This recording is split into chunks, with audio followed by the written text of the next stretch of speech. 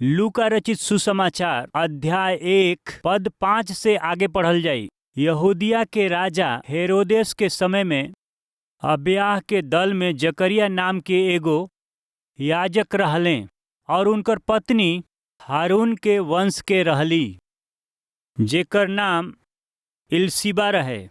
वो दोनों प्रभु के सामने धर्मी रहले और प्रभु के सगरी आज्ञा के और विधि पर निर्दोष होके और विधि पर निर्दोष चले वाला रहले, यानी परमेश्वर के सामने दोनों धर्मी रहले। उन्हन लोग के कौनो संतान ना रहे, काहे कि इल्सिबा बांझ रहली और वो दोनों बहुते बूढ़ा रहले, बूढ़ा हो गई रहले। एगो दुष्ट के छाया में फलवंत भइल ई परिवार ह। हेरोदियस राजा के शासन काल में अपना आत्मिकता के बचावत परमेश्वर के साथे बनल रहले। परमेश्वर की सेवा में अपना जिम्मेदारी के निभावे वाला ई एगो परिवार रहे। एलिशिबा और जकरिया के परिवार ई बहुत समय से परमेश्वर के हुक्म के पालन करत रहले। सगरी आज्ञा और विधि पर उ निर्दोष चले वाला रहले। परमेश्वर के इच्छा के मुताबिक उहाँ पति यहाँ पत्नी दोनों के दोनों उ परमेश्वर से प्रेम करत आगे बढ़त रहले। बाकी एगो समस्या रहे। उ समस्या का रहे? इनकर संतान ना रहल।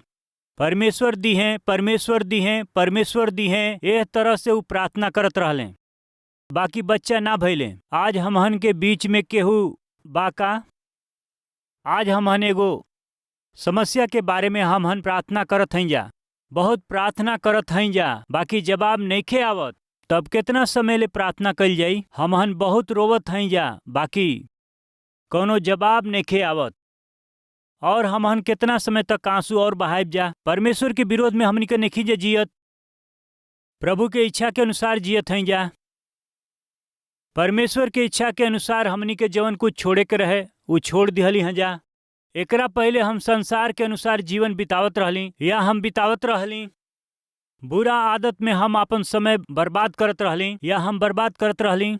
एकरा पहले तो हम खुद खातिर अपन जीवन बितावत रहली, बाकी अब ऐसा नइखे।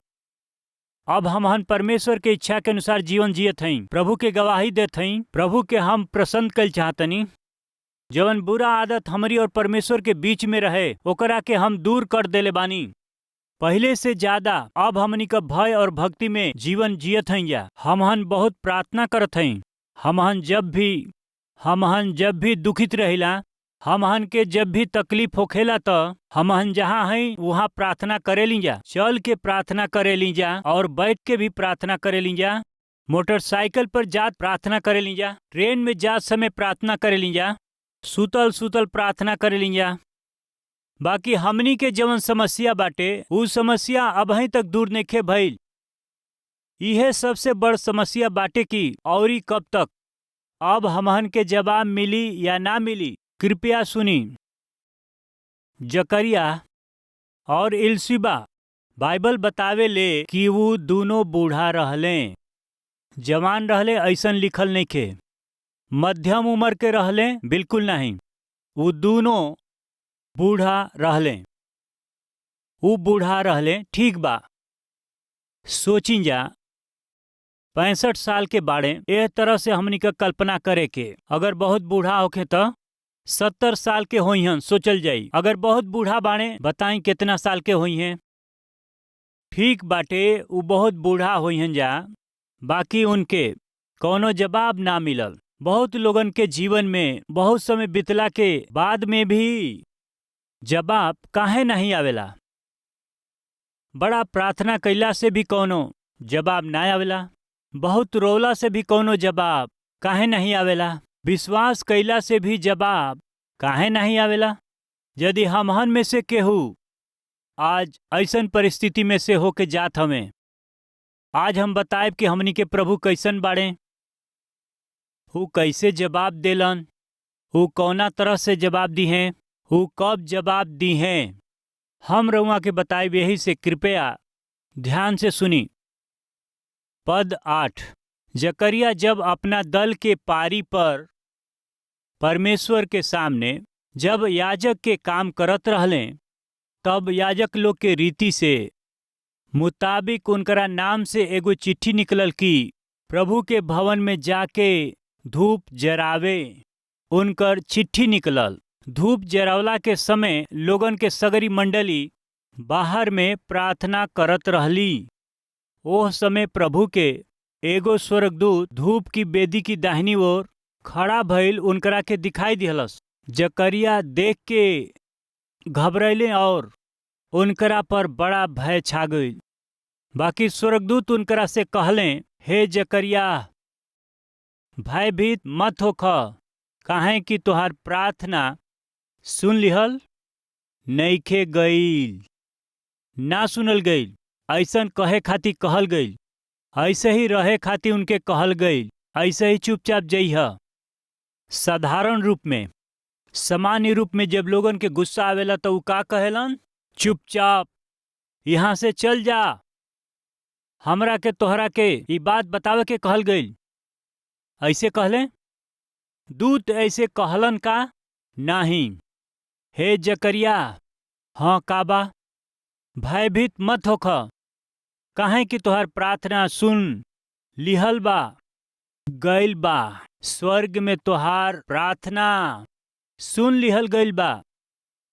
आज के दिन यदि रउआ में से केहू ऐसन बाटे कि ऐसन परिस्थिति से जाता, बहुत रोवला से भी कोनो जवाब नेखे आवत, प्रार्थना और प्रार्थना कइला पर भी, तब परमेश्वर रउआ से कहेलन, तोहार प्रार्थना ही सुनल गईल बाटे।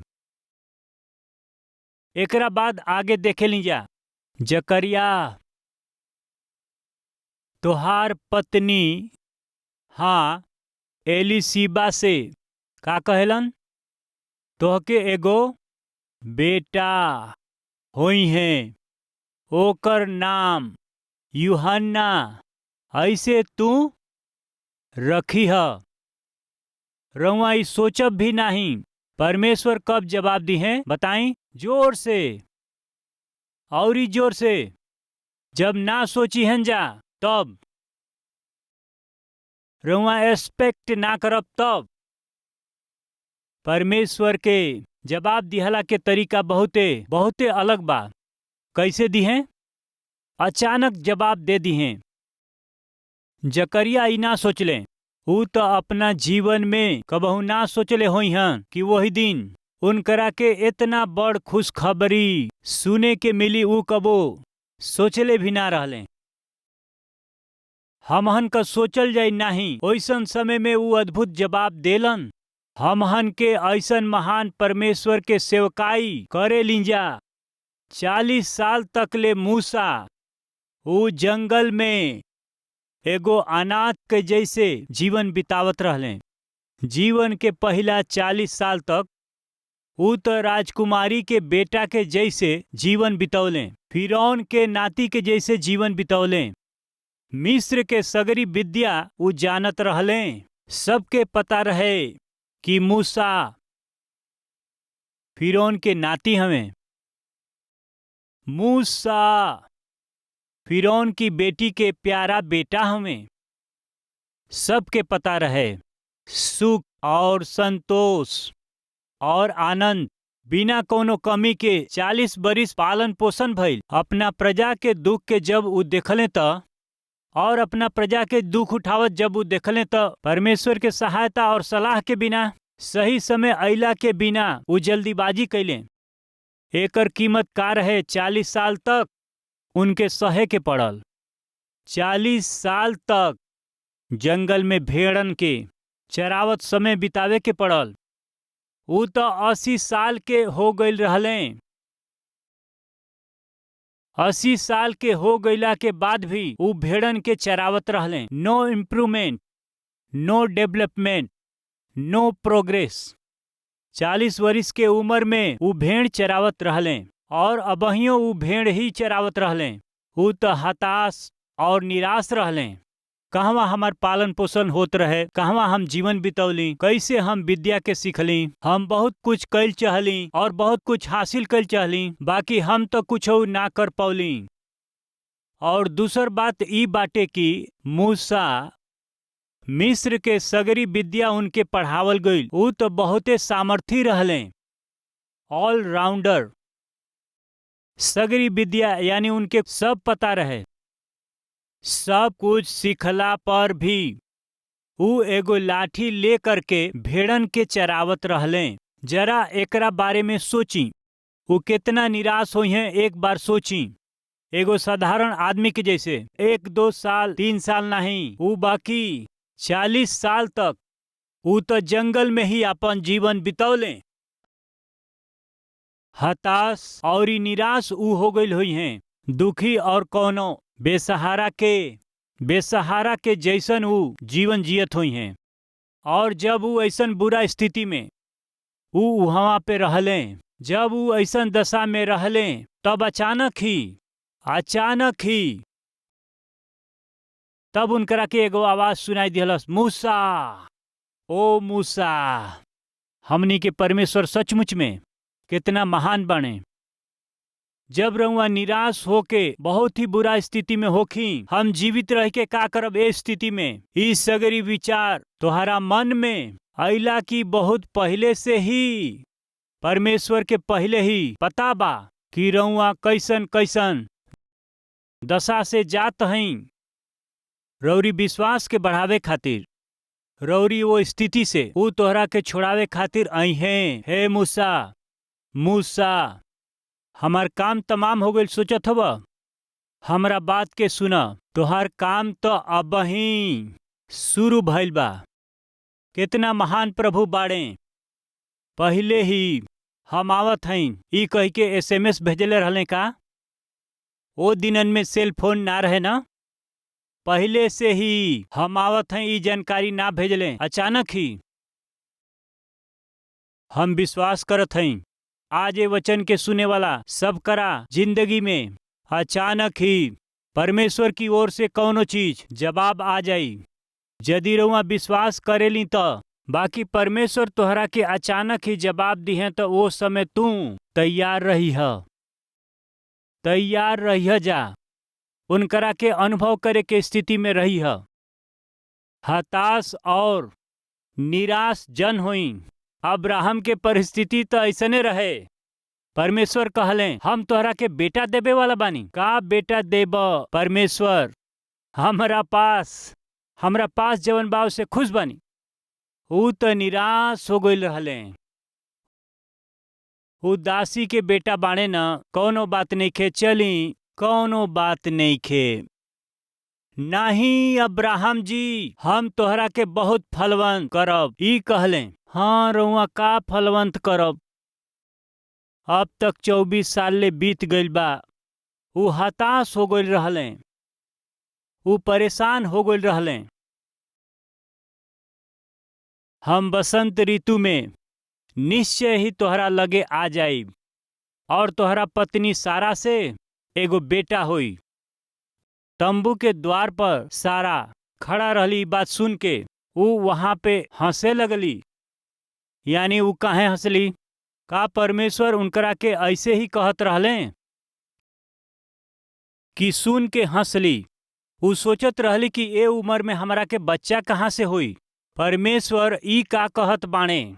अब ई बात सुन के हमार पति विश्वास करिए का और हमरा पास में ऊ आके ई कही हैं। और परमेश्वर उनकर नाम रखे के भी कहले बाणे। इसहाक नाम रखे खातिर कहले बाणन। सोचली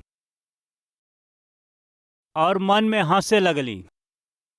तब परमेश्वर कहले, सारा ई बात सुन के काहे हंसलू? हम ना हंसली। एह रीति से वो झूठ कह दिहली। यानी यहाँ ऐसे पता चलत बा कि परमेश्वर आशीष देवे खातिर जब समय लेत रहले, जब जवाब देवे खातिर सही समय के निश्चय कैले, तब आश्चर्य के बात ई बाकी अब्राहम सारा ई दोनों तैयार ना रहले। सावधान रह जा। रउआ प्रार्थना करत होखब, रउआ आंसू बहावत होखब, परमेश्वर जरूर जवाब दिहे। बाकी जवाब दिहला पर रउआ के तैयार रहे के चाही। जकरिया भयभीत मत होख, तोहरा प्रार्थना के परमेश्वर सुन लेले बाड़े। परमेश्वर तोहके बेटा देवे वाला बानन। ऐसन कहला पर जकरिया कहले, पिता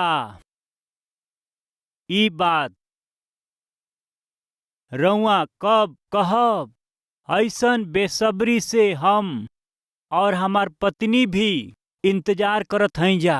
ई कितना अच्छा खुशखबरी बाटे।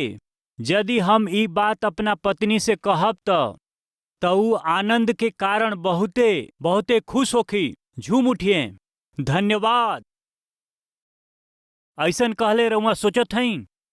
बिल्कुल नहीं। ऊ कैसे सोचली, आई जा देखी जा। परमेश्वर कहले पुत्र देव। ओ दिन में स्कैनिंग मशीन ना रहल। का सचमुच में संतान होई ई जांचे खातिर कौनो भी मशीन ना रहल। बाकी परमेश्वर पहले से कह देले रहलन कि हम तोहरा के बेटा देब। इतना ही नहीं, परमेश्वर वो बेटा के बारे में बतौले। लूका अध्याय 1:15 पढ़ल जाई। काहे कि वो प्रभु के सामने ही महान होखी हैं और दाखरस और मदिरा कबो न पी हैं और अपना माता के गर्भ से ही पवित्र आत्मा से भरपूर हो जई हैं। फिर आगे वो कहेला कि और इस्राएली लोग में बहुत से उनकरा प्रभु के परमेश्वर की ओर फेर के लिए हैं और ऊ एलिया के आत्मा और सामर्थ में हो करके ओकरा आगे आगे चली हैं कि पुरखा लोग के मन बाल बच्चन की ओर फेर दे और आज्ञा ना माने वालन के धर्मी के समझ पर ले आवे और प्रभु खातिर योग्य प्रजा तैयार करे। एलिया के आत्मा और सामर्थ में होके उनकरा आगे आगे चली हैं कि पितर लोग के मन बाल बच्चन की ओर फेर देस। पद 14 तोहरा के आनंद और हर्ष होई और बहुते लोग उनकरा जन्म के कारण आनंदित हुई हैं।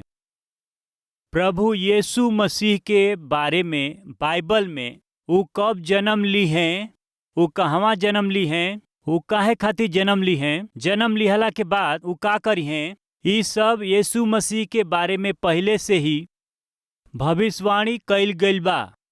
ओकरा बाद बाइबल में जन्म लेबे वाला एगो लइका के बारे में इतना विवरण से ऊ का करी हैं, उनकर सेवकाई कौना तरह के होई, उनकरा पर जवन आत्मा बाटे ओकर सामर्थ कैसन बा, ऊ कितना महान सेवकाई करी हैं, केकरा आगे ऊ मार्ग के तैयार करी हैं और केकरा आत्मा से। इस सगरी विवरण से यीशु मसीह के बाद खाली यूहन्ना बपतिस्मा के बारे में जन्म के पहले ही लिखल गल रहे। ये बहुते ही विशेष तरह के व्यक्ति हमें बपतिस्मा देवे वाला यूहन्ना। यीशु मसीह कहले कि स्त्री लोग से जे जन्मल बा ओमे यूहन्ना बपतिस्मा देवे वाला से कोई बड़ ना भइले। एह तरह का महान बेटा इन्हन लोग के देवे खातिर परमेश्वर ही फैसला लेले रहले। एकरा खातिर के ऊ त एगो निश्चित समय रहल। हमार भाई और बहन लोग जकरिया और एलिशिबा प्रार्थना करत रहले। कब करत रहली? जवाब अइला के बाद नहीं, जवाब अइला के पहले ही। कृपया ध्यान दें, जब हमनी का जवाब पावत रहेली जा तब प्रार्थना कइल इतना मुश्किल नहीं होखेला। यदि रउआ एग्जाम देत हई, यदि रउआ एग्जाम में पास हो जात बानी तो रउआ के एग्जाम अच्छा लागी। यदि रउआ साइकिल सीखत हई, साइकिल चलावत समय यदि कुछ दूर जाके तू गिर जात बाड़ तो रउआ अपन साइकिल उठौले होखब, फिर धीरे से ओके चलावे के कोशिश भी कैले होखब। यदि फिर से रउआ गिर गईल हई, चलावे के कोशिश करत हवा बाकी गिर गईल तो का फिर से साइकिल चलाइब का? रउआ कोशिश करत हई बाकी रउआ गिर जातनी, तब साइकिल चलावल छोड़ देबा। रउआ एक बार गिर गईल बानी, दूसरी बार गिर गईल बानी, तीसरी बार रउआ बैलेंस करत हई बाकी धीरे से चलावत हई, साइकिल के सीखत हई तो कौनो बात नइखे। बाकी रउआ साइकिल चलावला के कोशिश बार बार करत हई, बार बार कोशिश कइला के बाद भी रउआ गिर जात हई और कोशिश करत हई तब रउआ साइकिल चलाइब का? बिल्कुल ना। देखी जा वैसे ही जब हमनी के प्रार्थना के जवाब आवेला, प्रभु राउर धन्यवाद कि हमरा प्रार्थना के जवाब दिहली हैं। बाकी जब रउरी प्रार्थना के जवाब ना आवेला तो का हमहन के बीच में केहू बाटे? हम प्रार्थना करत हई बाकी हमार जवाब नइखे आवत। आज ऐसन केहू बाटे तो हमार सुनी। कृपा करके ए दोनों जना के देखी, जकरिया और एलसीबा के भी देखी। ई दोनों जवाब ना आइला पर भी प्रार्थना कैले रहले।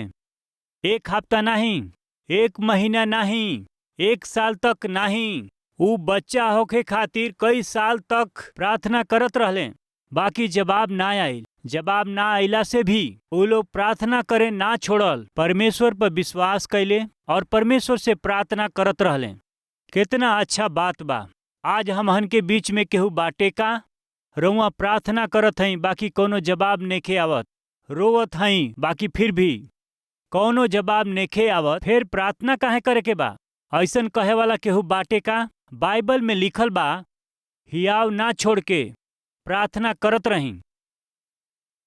हर समय रउआ प्रार्थना करी, विश्वास से प्रार्थना करी। रउआ के बिना हियाव छोड़ले प्रार्थना करे के चाही। हमहन देखल जाए कि जकरिया और इल्सिबा जवाब ना आइला से भी ऊ लोग प्रार्थना कइल ना छोड़ले। उन्होंने लोग के बहुत अपमान सहे के पड़ल। ऊ लोग तो आत्मिक रहे, बाकी सब करा सामने अपमानित भइला के बाद भी ऊ लोग अपना विश्वास के ना छोड़ले। ऊ लोग परमेश्वर के ना छोड़ले, परमेश्वर खातिर अपना जिम्मेदारी के भी ना छोड़ले। भवन में सेवा करे खातिर जकरिया के अवसर मिलल रहे। सेवा काहे खातिर करे के चाही? इतना समय हमनी का प्रार्थना कैली जे जवाब ना मिलल, तब सेवा काहे के कइल जाई? हमहन का सेवकाई ना कइल जाई ऐसन कहले? नाही कहले। उन्हन लोग के जवाब ना मिलल, परमेश्वर पर विश्वास कैले और प्रार्थना करत रहले और सेवकाई भी ना छोड़ले। हमहन के बीच में केहू बाटे का? हमनी के जवाब नइखे मिलत, फिर भी हमहन अपना परमेश्वर पर विश्वास कइल जाई, प्रार्थना कइल ना छोड़ल जाई, उनकर गवाही दिहल ना छोड़ल जाई। यदि सेवा में भाग लेते हैं या तो सेवकाई में बनल रहे के। अपना जिम्मेदारी के निभावल हम कबही ना छोड़ब। ए तरह से कहे वाला लोग चाहिए। परमेश्वर ए तरह के कहे वाला लोगन के श्रेष्ठ और महान आशीष दी हैं। ऐसन कहे वाला हमारा साथे मिल के प्रार्थना करब जा। Let us pray.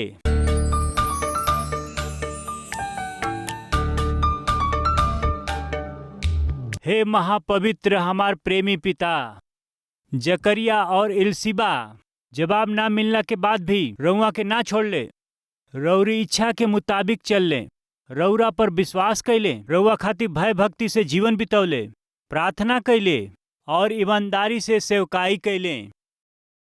जवाब ना आइला से भी, जवाब में देरी से भी, हताशा और निराशा में जात समय भी ऊ लोग रउआ के ना छोड़ले, रउरी साथे चलत रहले, राउर सेवा करत रहले।